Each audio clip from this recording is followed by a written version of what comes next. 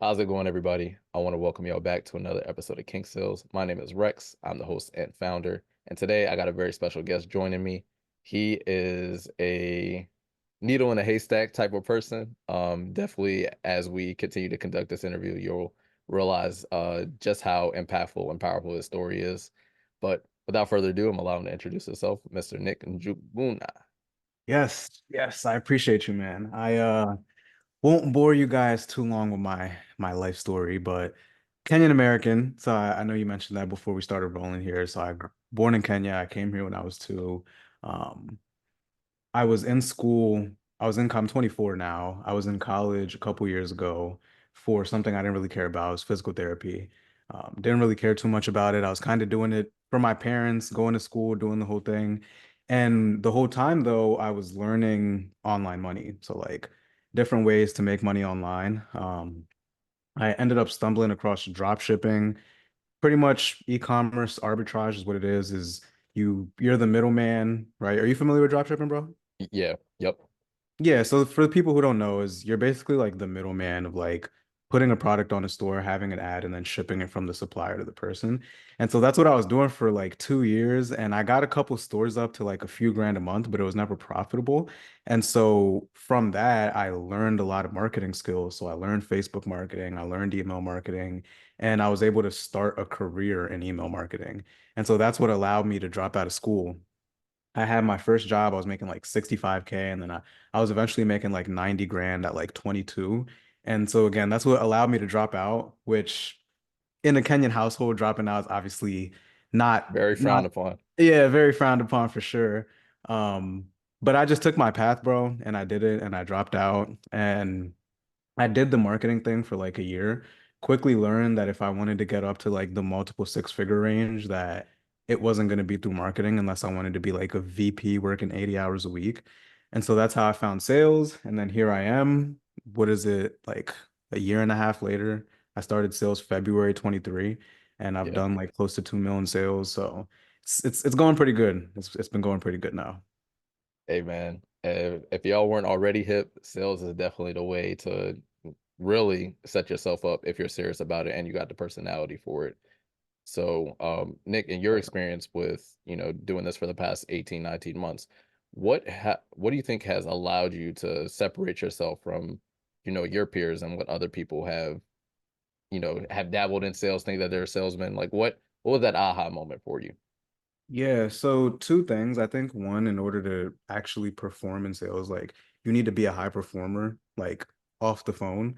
And so before sales, like I was waking up at a certain time every day. I was already working out. I was eating clean. Like I was already doing the things of a high performer. Um, so that's like part one is like you have to consistently do that, right? Hmm. Otherwise, if your life is not in order, there's no way you're gonna make a sales career work, right? Because Yeah. it's commission only, like you have to have your shit together. And so that's the first thing. And the second thing is just learning from people who are much further ahead of me, right? Like last year, I invested close to between last year and now, I invested close to 20 grand in coaching and programs and mentorships with people who are much further ahead of me. And it allowed me to like speed a lot of things up. So being a high performer and just like investing in the right to get in the right rooms. Okay. Yeah, that definitely sounds very accurate because in some of the trainings that I've done being in insurance sales, like you're 9 times out of 10, the main reason why you're successful, you have to have the personality for it. If you're not able to connect with people and just light up the room as soon as you walk in there, you're not really going to be as successful as you can be. And Right. like you mentioned, investing in yourself. Like you have to spend money in order to make money. And I feel like that's where a lot of people kind of get it mixed up. Especially on social media nowadays, everyone thinks something's Mhm. a scam. So Yeah, 100%, bro. Everybody thinks everything's a scam, and like you just have to take chances, right? And obviously like the people that I've invested in, I was following them for a while, so I trusted them. um but yeah, like you can't sit here and say, let's say like 20K a month is your goal. You can't sit here and say you want to make 20K a month but you won't invest 5K into training. It makes no sense. right. And I think one thing that's honestly helped me is operating in percentages. Like people get so caught up in the dollar amount. If you, especially like with saving and investing, I literally look at my income at the end of the month, like by checking my statements. And Mhm. now I've kind of gotten better. I'm like, okay, well, have I maxed out my 401k for the month? Right. And then, my employer matches it. So I'm like, all right, have I really capitalized on really fully investing? And then some months I do, sometimes some months I don't. But like now I'm trying to get into the groove and the pattern of, all right, I got to maximize this because if not, if I don't invest in myself, who's going to be willing to invest in me? 100%, bro. And that's part of just the thing that I said earlier of just being a high performer too. Is like you're keeping yourself accountable to, I said that I'm gonna invest X amount into my future. Like, have I actually done that after I got my check? Um, so Yeah, 100%. right. And so, I guess my next question would be with the fact that we're young, I'm 26, you're 24, seeing what, our peers around us are doing, like it can be a little bit challenging, trying to stay focused and really lock in when it comes to being a high performer. But like, how were you able to, one, create a plan, but also to stick to that plan and stay disciplined with, in relation to the goals that you have set for yourself? Yeah. So staying disciplined. So when I first really started to take off or whatever, it was during COVID. And so things were closed anyway, right?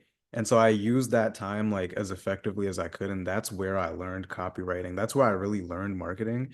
Um, and you said something as well about like sticking to a plan. And my perspective on that is a little different. I think a lot of times people think that you need to have every step of the way planned out, like step 1, 2, all the way till 10.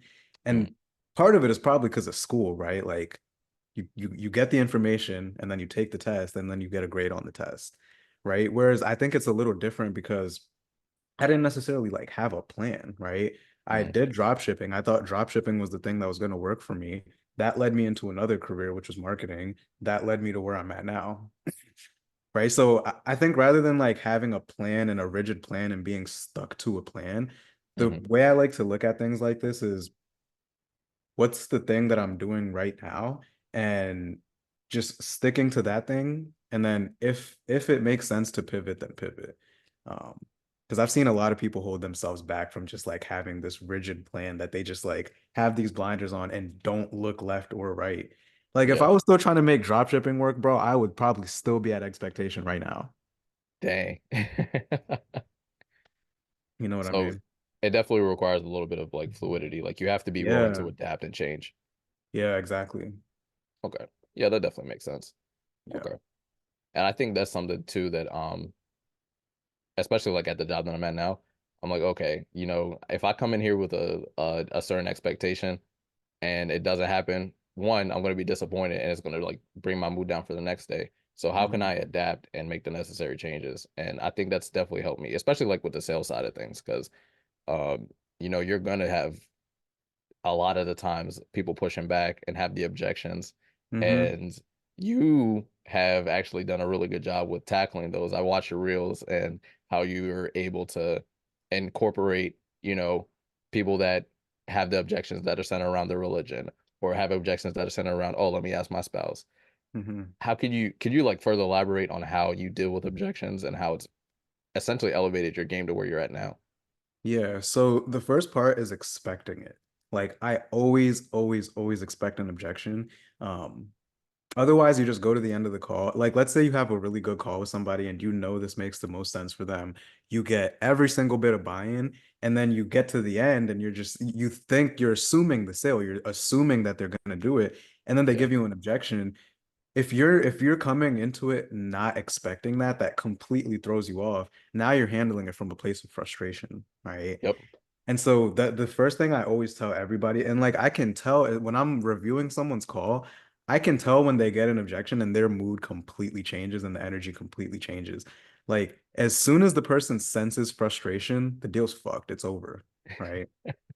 So the first thing's expecting it, right? And then in Yep. terms of like the framework to handling it is first I diffuse it. So I tell them it's all good, right? That's not a problem. You need to think Hmm. about it, talk to your spouse, whatever. Then I get the buy-in on what we talked about. So like talking to your spouse aside, does everything that we walk through feel like exactly what you need to get to XYZ? Then they say yes. Then I clarify the objection, right? So diffuse, um, yeah, so now I clarify, right? And the clarifying part is like, what do you actually mean? So diffuse, get buy-in, and then clarify. Once I Mm, get what they actually mean, now I could take my paths like that I have in my head of how I'm going to handle this objection. Because they may say that they need to think about it, or they may say they need to talk to their spouse, but come to find out, it's just they just want a payment plan. yeah. So those are my three steps. Is diffusing, getting the buy-in, clarifying, and then actually handling it from there. And that's a very, very crucial because like I remember the first time like I got my like very first like big household. It was like multiple cars, the house, a couple life insurance policies for them and their kids. Mhm. And I assumed that the deal was done once we got off, like we are getting ready to get off the phone. And the first one was like, oh yeah, I actually have to talk to my wife to see if we want to switch. Mind you, I was saving them close to like $1,200 a year. I was like, Damn. bro, what are you like, what is there to think about? Right. And come to find out, like, they're because I didn't deal with the objection correctly, the deal ended up falling through. So like a Mhm. week later, like they call me back and like, oh, we're just gonna stay with our current insurer. And when people see that you're not confident or they can like sense that you're not able to like face the objection, it almost like turns them off and they take a step back and they're like, nah, I think I'm just gonna stay where I'm at. Yeah, So the deal's over, right? in a sense, you have to create the value in order for them to want to make the switch, if like that makes sense, right? Yeah, it does make sense. And just overall, like with expecting it, it's just being detached from the outcome. Like Mm, you don't need any set. Like, bro, you just said you were about to save them $1,200. Like, who's benefiting more from the sale, right? Like, you getting maybe a couple $100, a couple grand from the sale, or them having a much better policy and they're saving $1,200 a year. They're getting a lot more out of this deal than you. So there's no need to be needy for the sale and like being attached to the outcome. oh, 100%. You And know what I what mean? actually it's crazy because like one of the trainings that I did, the trainer was like, you know, one of the things that has really helped her grow as a salesperson is like one, she doesn't see it as her making sales, but two, also looking at it from the perspective of a customer, always asking what's in it for me. So if Mhm. you're able to help the customer, like whether it's finding discounts or finding areas where they can, improve their quality of life, by doing that, they're more inclined to listen to what it is that you have to say. And I found that the objections are a lot less frequent when you're able to present the value and explain that to them. Exactly. Exactly. 100%. I agree. So, but yeah, circling back a little bit to what we talked about before we started. So, Sure. with being a Kenyan American, and now that you're starting to find success, like how important has it been now with like setting effective boundaries and knowing when to like, all right, hold on, let's take a little step back here. Because culturally, once you start to make bread, you're expected, the kids are like, oh, okay, well, now our parents are like, okay, you're making a little bit of money, so now you can take care of me. So like how have you been able to effectively set boundaries and not find yourself in a position of trying to, people please? Yeah, so that's a good question, bro. I love this question. So I'm blessed to come from a good family that my parents don't like expect me to take care of them in any way. Hmm. Um, so that's for one, like I do things because I want to do it and I want to help out. Like me and my brother-in-law, we just took my whole family to Jamaica a couple months ago, right? Like my parents didn't pay a dime. And so like there's a cousin back school that I'm like paying for school completely. And so like I do these things because I want to. Nobody Hmm. really expects them from me. So I Hmm. can't tell you I have this story of like I started making money and then my parents expected me to pay their rent and buy them this house, and that never happened. Another thing though is I've consistently been who I am, right? Hmm. Like I've never really allowed my parents to walk all over me ever. Like ever. It started with school, even something as small as getting my ears pierced. Like I've always kind of done whatever I wanted to do. And so my Hmm. parents have never really had the ability to walk all over me. And so I started setting those boundaries like pretty early for real. Yeah, that's good to hear because it was something that I definitely For real? yeah, it was definitely something that I had to work on. I had a very strong-willed, well, I have a very strong-willed dad, so like learning how to effectively set boundaries with him and realize that like, I think what finally like allowed it to click for me is realizing that I'm the son and not the Hmm. dad, and not having to be in a position where I have to provide for everybody. And that's really helped me like with being in a place where I can reclaim my peace and really focus on setting the necessary like stepping stones in order to get to the next level. Because I feel like at certain points, like I was being held back because I was so focused on, making everybody happy that Hmm. one, I was drained all the time. And two, I really wasn't making or maximizing the money that I was making because I was so focused on, giving it out and helping other people. So once I really That's locked in interesting. and set That's those boundaries, I interesting, was like, bro. ooh, yeah, I got it. So I got two questions. Obviously, your podcast. I got some questions for you though. So they were like expecting you to cover the household like bills once they knew you started making money, So or I don't think it was really like an expectation thing. I do believe though, like with the career path, you're one of three things in a Kenyan household. You're a hmm. doctor, you're a lawyer, or you're like a successful businessman. Right. And all three of those things weren't really working out for me. Like undergrad, I did the same as you, pre-professional physical therapy. I thought that that was something that I wanted to do, and then I applied for grad school. I went for a visit at one of the colleges, and I was like, I'm not doing this for me. I'm doing this for my dad. And so that was like the start of like the really putting in those effective boundaries and realizing that if I don't live my life for me, I'm going to be miserable 10, 15, 20 years from now. 100%. 100%. And it's, I think the first moment that you just like say no to your parents and like you just fucking grab back control over your life, like it just snowballs into so many other things. Cause same, bro. Like I realized that when I was in school too. And it even started before that though, of just like drawing those boundaries of something as simple as like piercing my ears, even though they told me not to, growing my hair, even though they told me not to. They're not going to disown you no matter how much they say they are. They're not going to kick you out of the crib because you have long hair and earrings. Like they're not going to do it. And Yeah. especially as young men, bro, like our dads will start to build respect for you as a man, not as their son, as a man when they see you making decisions for yourself. And so I'm glad that it took, going to grad school and looking around at orientations to realize like fuck this isn't for me. Yeah. And I think that once I had that realization, I was like, oh, wait, no, I actually have to go over the things that I'm really passionate about. And that's around the time that I started the podcast. So I was like, all right, well, I'm not going to be making any money for the first 5 years. And I already like came to that like mental conclusion. I was like, it Mhm. is what it is. If I have people that believe in a vision that want to rock alongside with me, then that's great. And now I got an assistant. And from the jump, I told him, I was like, hey, bro, I'll be honest, I might not be able to pay you. And if I am, it's gonna be very little. And he was like, all right, it's cool. I understand the vision. I rock with you. And so like now, we're really making some leaps and bounds. We got a couple things in store that's coming up in a couple months. So I'm really Nice. excited for that because it's been a long road coming. Hell yeah. Happy for you, bro. Appreciate it. Appreciate it. So Mhm. of course, since we're on the podcast, bro, and you know our cultural back, bro, what's your go-to Kenyan meal, bro? Bro, personally, bro, I love a good ugali, skuma, and some nyama.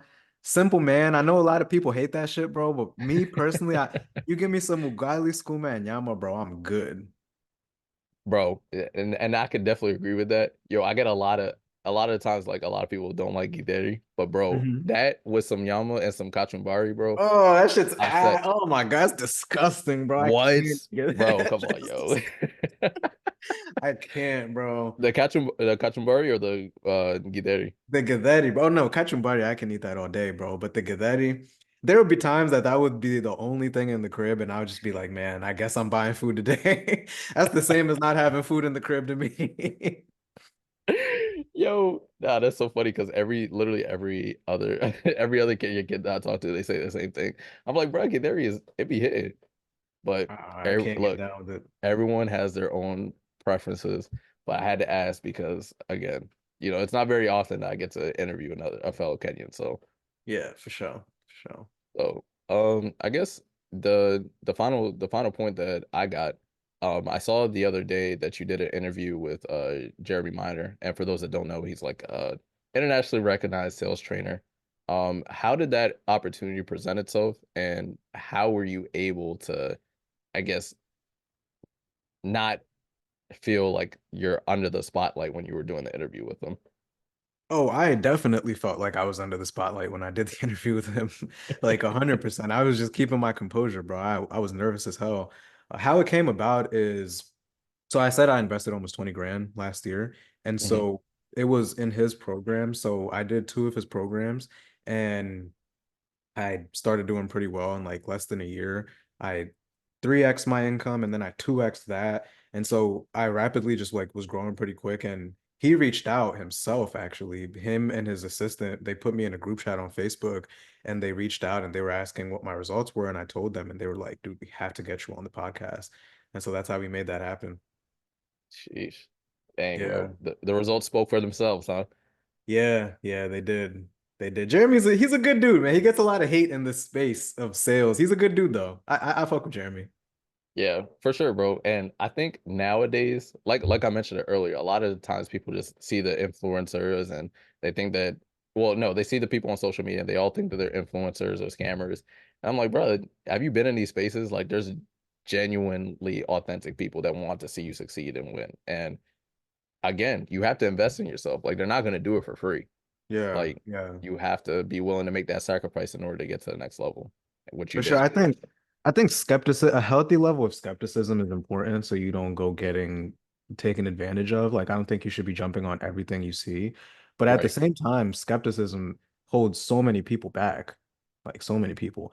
Like if I would have told before talking about my results a year later, it actually took me like 3 to 6 months. If I would have said, "Oh, I'm about to pay this internet man 16K," most people would look at me like I'm crazy.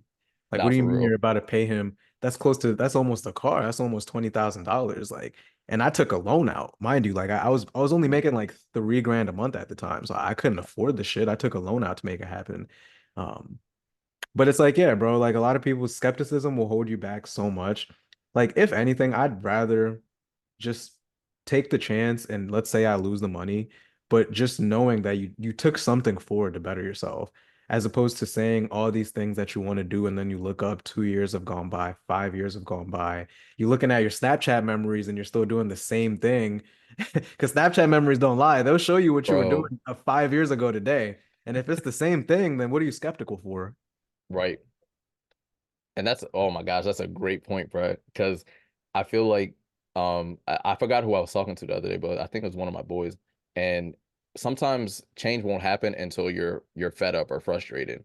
And until you're frustrated with your current situation, you'll never work towards your future situation.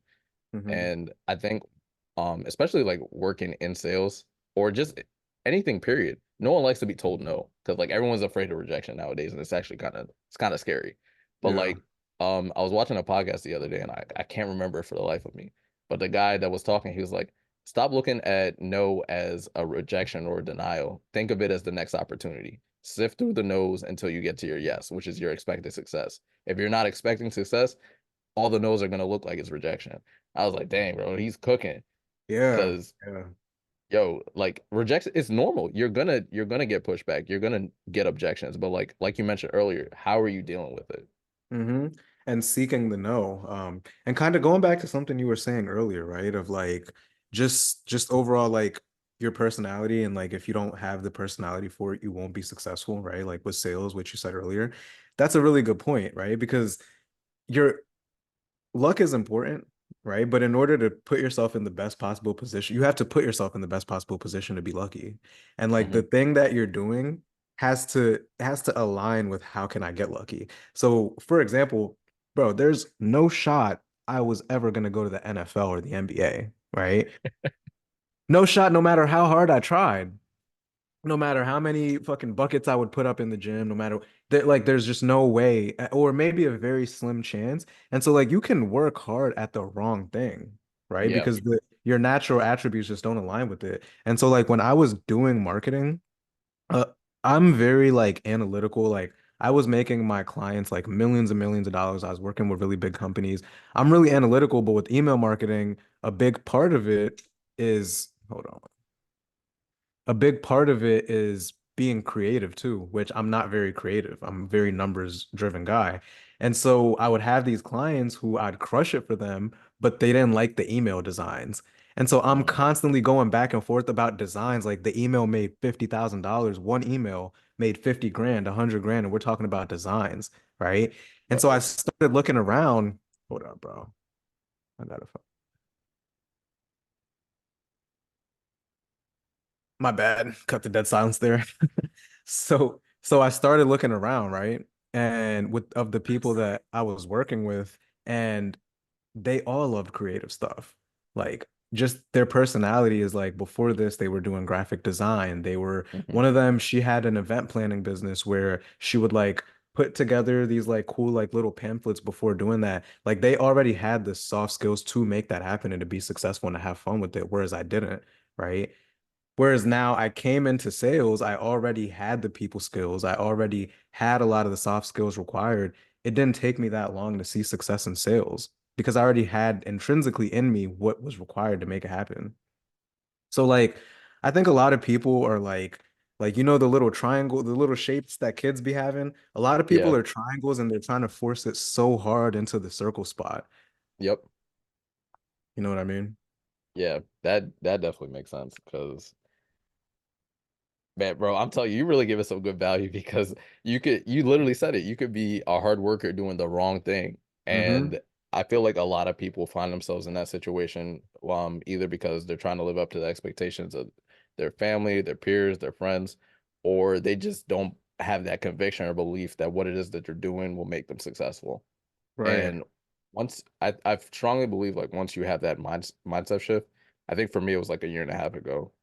Once like I really saw that there was potential in the podcast, and like once I really started to get more locked in with a couple other like business ventures that I got on the side, I was like, oh, okay. And I just had to have the confidence in myself. I'm so used to Mm-hmm. other people telling me that I'm doing a good job or that they're proud of me. I just once I started doing that for me, I was like, oh, okay, I can do this. Exactly. Exactly. And like, I won't talk numbers, but you told me, you know, what you made last month. Like, you're doing really well.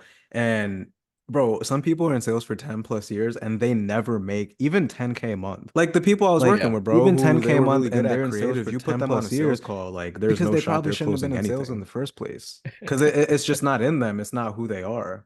Um, Right. so I think that's something a lot of people need to hear too, man, is like knowing when to pivot and doing the thing that aligns with the natural talents and interests that you already have. Absolutely.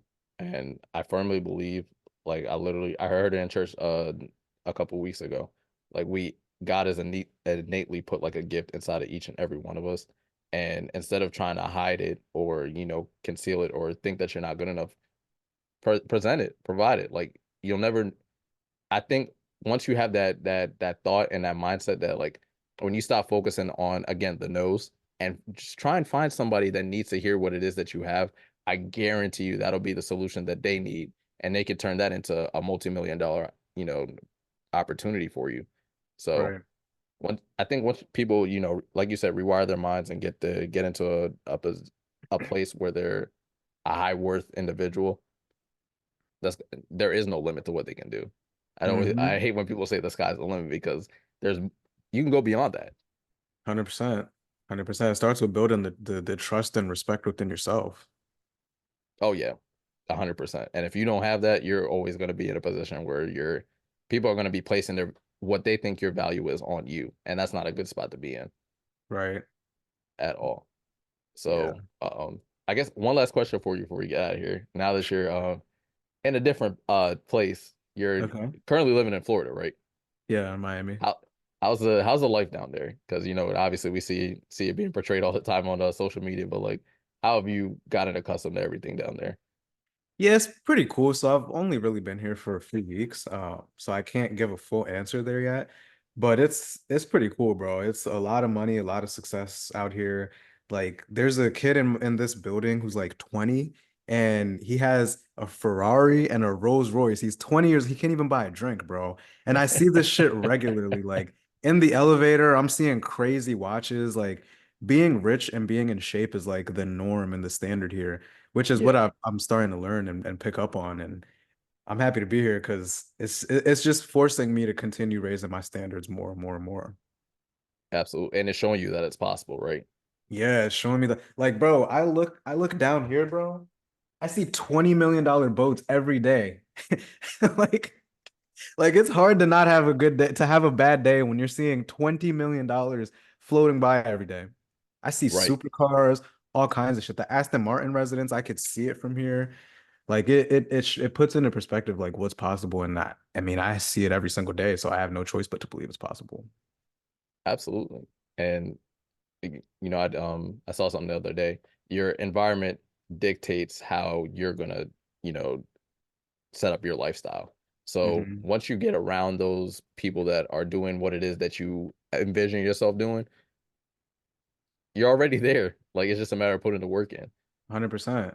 Like right now, one of my biggest focuses is just like growing my brand. And this Hmm. dude who lives on my floor, he has like almost 300,000 followers on Twitter. I mean on TikTok. And so he was telling me like you have to post 3 times a day, which to me sounds super overwhelming. Bro, It that sounds sounds crazy. it's crazy, but he's telling me like that's what you have to do. And I see him posting his 3 TikToks every day, like he does not miss.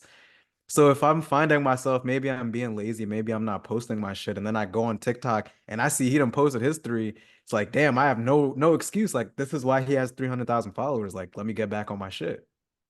You gotta lock in. No, like I literally we were me and my assistant had a meeting a couple weeks ago, and he was like, "We're not posting anything. How do you expect our channels to grow?" Like he's like, and I appreciate him because he's real. Like Hmm. he's like, "You had this podcast now for how many years, and you're paying your money every July to keep it incorporated. Like you have to do something different. We have to do something different." And he was like, Damn. the more you post, the more engagement we're going to get, the more the followers are going to grow. He's like, we have 120 followers in 4 years. I guarantee you by the end of the year, we can probably double that.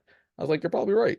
So, That's crazy, man. That's it's important to have those kind of people around you who are just like Rex, what are we doing here, bro? Like all these years in, like what are we doing here?